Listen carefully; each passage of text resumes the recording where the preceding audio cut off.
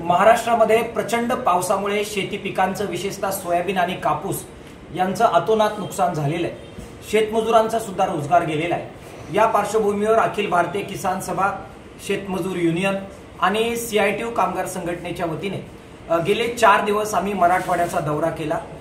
सर्व वेगवेगळ्या जिल्ह्यांमध्ये गेलो आणि शेतकऱ्यांच्या मागे आम्ही उभे आहोत अशा प्रकारचा संदेश देण्याचा प्रयत्न केला। या पार्श्वभूमीवर शेतकऱ्यांच्या ज्या मागण्या आहेत त्याच्यासाठी उद्या 30 तारखेला छत्रपती संभाजीनगर या ठिकाणी या तीनही संघटनांच्या वतीने प्रचंड मोठ्या मोर्चाचं आयोजन केलेलं आहे। आमचे राष्ट्रीय नेते त्या मोर्चामध्ये नेतृत्व करणार आहे।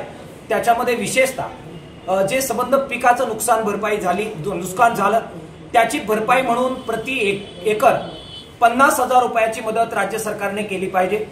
त्याचबरोबर 25,000 रुपये श्रम नुकसान भरपाई तगाई म्हणून शेतमजुरांना दिली पाहिजे। संपूर्ण शेतकऱ्यांची कर्जमाफी केली पाहिजे आणि जे ट्रिगर सरकारने पीक विम्याचे काढून टाकले ते तातडीने बहाल केले पाहिजे।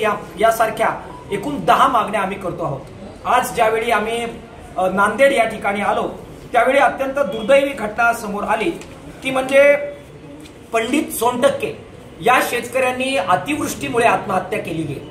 आजपर्यंत आपण कर्जबाजारीपणाने आत्महत्या पाहिल्या, मात्र सोयाबीनचं 4 एकरचं शेत बर्बाद झालं। त्यामुळे या शेतकऱ्यांनी 3 दिवसापूर्वी स्वतःला विजेच्या तारांवर झोकून देत स्वतःचं जीवन संपवलं। आम्ही ज्यावेळी त्यांना भेट दिली, त्यांच्या कुटुंबियांना भेट दिली, त्यावेळी अत्यंत द्रावक अशी परिस्थिती होती। त्यांच्या 3 मुलींपैकी एका मुलीला डोळ्यानं दिसत नाही, अत्यंत गरिबी आहे आणि त्या परिस्थितीमध्ये संबंध पीक बर्बाद झाल्यामुळे आज त्या शेतकऱ्याने आत्महत्या केली। दुर्दैवानं 3 दिवस झाले ना आमदार, ना खासदार, ना लोकप्रतिनिधी, साधे कलेक्टर सुद्धा या शेतकऱ्याला मदत करायला पोहोचलेले नाही।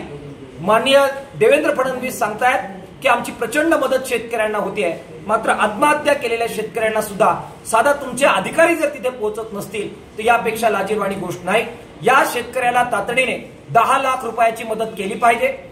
या सगळ्या नांदेडमध्ये जानेवारीपासून आतापर्यंत साधारणपणाने 101 शेतकऱ्यांनी आत्महत्या केलेल्या आहे।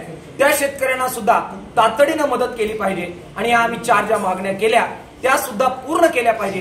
यासाठी उद्या जबरदस्त मोर्चा आम्ही 30 तारखेला छत्रपती संभाजीनगर या ठिकाणी काढतो आहोत।